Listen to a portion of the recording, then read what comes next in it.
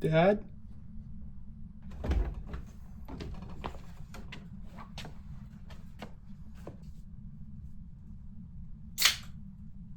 Sit down.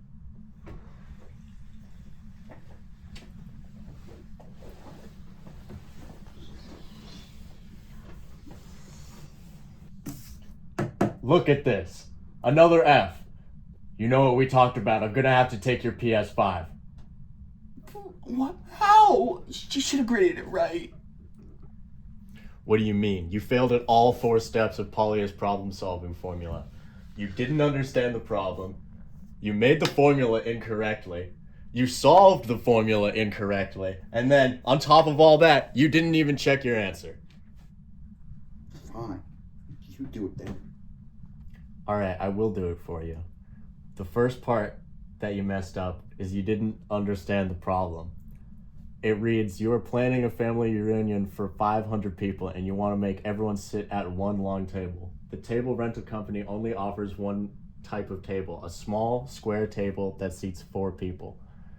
You had 4 separate tables. You had all the tables still separated out so they weren't in a row. But what you didn't understand is that the problem is asking for one long table, such as this, so that people are only sitting on the outside. So we sit 8. So that's the first part that you got wrong. Once you had your formula, A1, A2, A3, A4, and you noticed correctly that it is +4 for what you did, but you didn't write the formula. With this formula, it wouldn't be A1 4, A2 8, A3 12, and so on and so forth.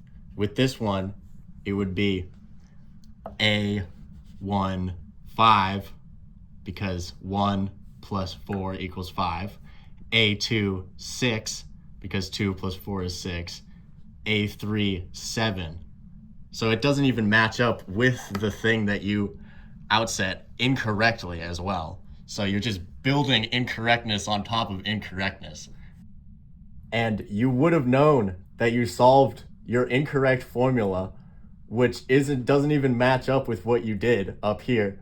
You would have known you solved it wrong if you had done the 4th step of Polya's problem-solving formula, where you go back and you plug it into your formula and you check that you're correct.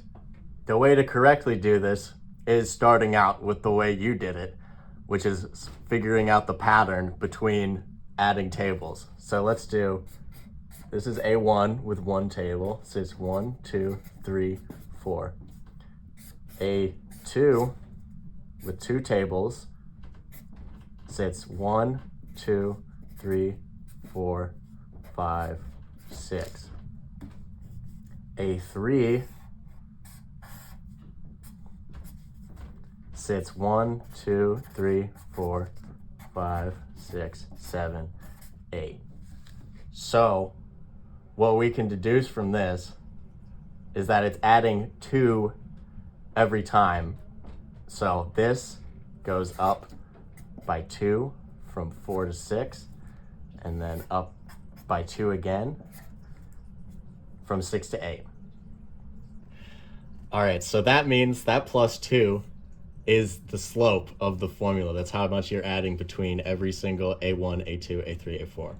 So it would be 2n, but that doesn't quite work, because if we were to plug 1 table into 2n, we would not get 4, we would get 2. So we just have to add the extra n's as a +2. So an equals 2n plus 2. And then if we check this formula for the rest of these, let's go up to 3.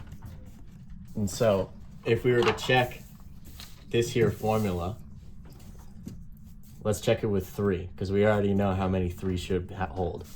So that is A3 equals 2, 3 plus 2.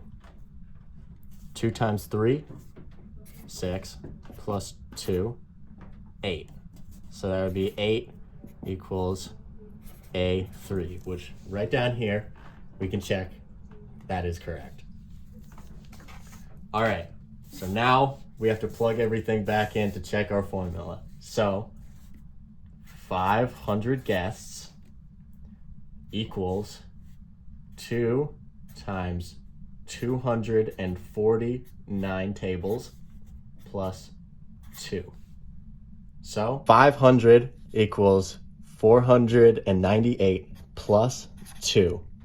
So 500 equals 500, meaning that we got the correct solution and our formula is correct. So, do I still have an F? Did you even hear a word that I said? You messed up every single one of Paulia's problem-solving steps. You definitely deserved an F.